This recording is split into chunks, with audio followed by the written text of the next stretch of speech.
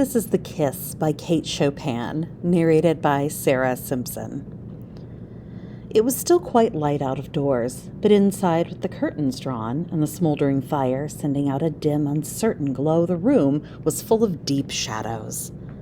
Brantain sat in one of these shadows. It had overtaken him, and he did not mind.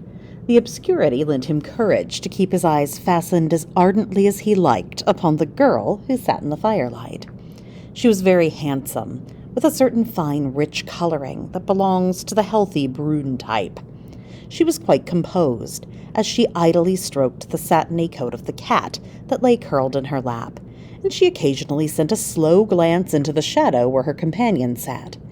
They were talking low of indifferent things, which plainly were not the things that occupied their thoughts. She knew that he loved her, a frank, blustering fellow without guile enough to conceal his feelings, and no desire to do so. For 2 weeks past, he had sought her society eagerly and persistently. She was confidently waiting for him to declare himself, and she meant to accept him. The rather insignificant and unattractive Brantain was enormously rich, and she liked and required the entourage which wealth could give her. During one of the pauses between their talk of the last tea and the next reception, the door opened, and a young man entered whom Brantain knew quite well. The girl turned her face toward him. A stride or two brought him to her side, and bending over her chair, before she could suspect his intention, for she did not realize that she had not seen her visitor, he pressed an ardent, lingering kiss upon her lips. Brantain slowly arose. So did the girl arise, but quickly, and the newcomer stood between them, a little amusement and some defiance struggling with the confusion on his face. "I believe," stammered Brantain, "I see that I have stayed too long. I had no idea, that is, I must wish you goodbye." He was clutching his hat with both hands, and probably did not perceive that she was extending her hand to him. Her presence of mind had not completely deserted her, but she could not have trusted herself to speak. "Hang me if I saw him sitting there, Natty. I know it's deuced awkward for you, but I hope you'll forgive me this once, this very first break. What's the matter?" "Don't touch me. Don't come near me," she returned angrily. "What do you mean by entering the house without ringing?" "I came in with your brother, as I often do," he answered coldly, in self-justification. "We came in the side way. He went upstairs, and I came in here hoping to find you. The explanation is simple enough and ought to satisfy you that the misadventure was unavoidable. But do I say that you forgive me, Nathalie?" he entreated, softening. "Forgive you? You don't know what you're talking about. Let me pass. It depends upon a good deal whether I ever forgive you." At that next reception which she and Brantain had been talking about, she approached the young man with a delicious frankness of manner when she saw him there. "Will you let me speak to you a moment or two, Mr. Brantain?" she asked with an engaging but perturbed smile. He seemed extremely unhappy, but when she took his arm and walked away with him, seeking a retired corner, a ray of hope mingled with the almost comical misery of his expression. She was apparently very outspoken.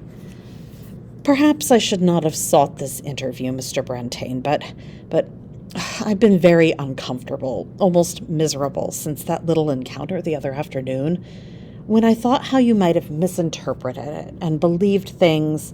Hope was plainly gaining the ascendancy over misery in Brantain's round, guileless face. "Of course, I know it's nothing to you, but for my own sake, I do want you to understand that Mr. Harvey is an intimate friend of long standing. Why, we've always been like cousins, or like brother and sister, I may say. He's my brother's most intimate associate, and often fancies that he is entitled to the same privileges as the family. I know it's absurd and uncalled for to tell you this, undignified even." She was almost weeping. "But it makes so much difference to me what you think of me." Her voice had grown very low and agitated. The misery had all disappeared from Brantain's face. "Then you do really care what I think, Miss Nathalie? May I call you Miss Nathalie?" He turned into a long, dim corridor that was lined on either side with tall, graceful plants. They walked slowly to the very end of it. When they turned to retrace their steps, Brantain's face was radiant, and hers was triumphant. Harvey was among the guests at the wedding, and he sought her out in a rare moment when she stood alone. "Your husband," he said, smiling, "has sent me over to kiss you." A quick blush suffused her face and round, polished throat.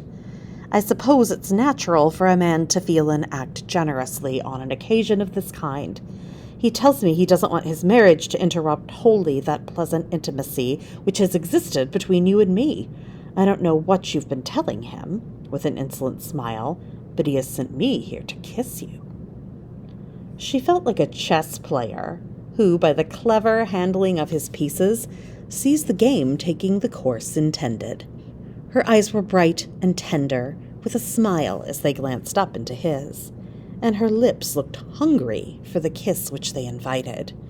"But you know," he went on quietly, "I didn't tell him so. It would have seemed ungrateful. But I can tell you, I've stopped kissing women. It's dangerous." Well, she had Brantain and his million left. A person can't have everything in this world, and it was a little unreasonable of her to expect